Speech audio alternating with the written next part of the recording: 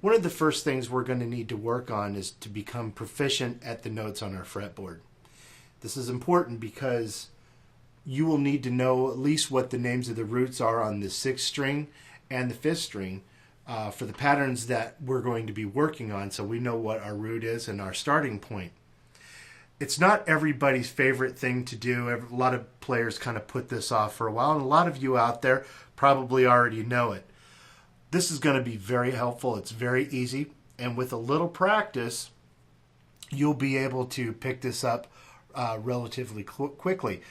Attached, I have the names of the notes on the fretboard, and you also will have some blank guitar paper that you can use to practice with. You write the names of the notes down on the fretboard. You do that a couple times and you're going to have a pretty good handle on it. So really quickly, let's just talk about some of the names that are on our fretboard. Okay, let's take a look at our fretboard. Now, each one of our frets as we go up the neck are in half steps. We already know what the names of our strings are. E, A, D, G, B, and high E. Now if we start going up the frets, so if I'm in an open E, if I'm on the 1st fret, a half step up from E is F. Now if you notice, like if you play a piano or have some piano experience, you'll notice that there's no black key between the E and the F key, so it's only a half step. So we have the 1st fret is going to be F. Now a half step up from F is F sharp. Then we go up to the 3rd fret. If we are a half step up from F sharp, that is now G. The next note up from that, a half step, is G sharp. Or it could be also referred to as an A flat. G sharp, A flat, it's the same note. It's what is called an enharmonic. It's 2 different names for the same note. Just depends what key you're playing in is what you would call it.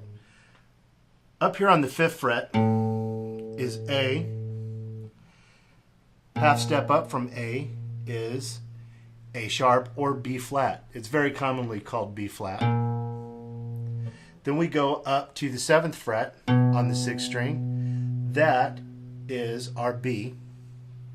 And a half step up from B is C.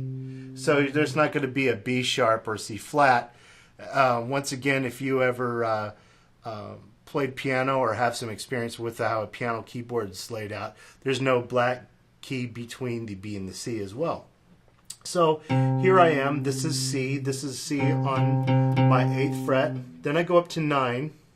9 is C sharp. The 10th fret is D. Then I'm up to D sharp. And then the 12th fret is E. So we have an octave, E to E. So after the 12th fret, it starts all over again.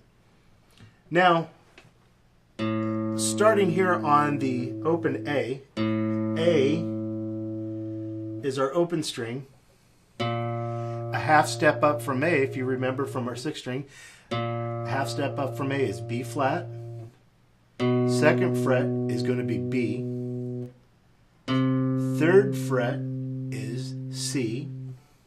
Now we have C sharp on our 4th fret. 5th fret is D. Then we go up to D sharp on our 6th fret, or E flat, however you want to call it.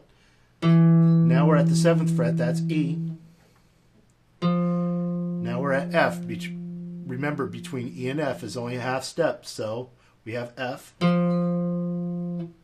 Now we have F sharp. And we have G on the 10th fret, 5th string. G sharp. And up to 12 is A. So if our open strings are E, A, D, G, B, and E, our 12th fret is going to be E, A, D, G, B, and E. Now if we know that, we also know what the names of the notes are on our first string. It's the same thing. You can follow the guide, that the PDF that you can download. Once you get the hang of it, it's super easy. Practice it on your own using a pencil and the blank guitar neck paper. Go over it a few times and you'll have this down. This will be very helpful for you to be able to know what your starting points are for your pentatonic scales that we're going to be starting to talk about in your blues scale. Also very handy for if any of you guys are working on bar chords and power chords as well, that you will know what the names of your roots are, at least on your 6th string and your 5th string. But it's handy to know what the names of the notes are all over your guitar neck.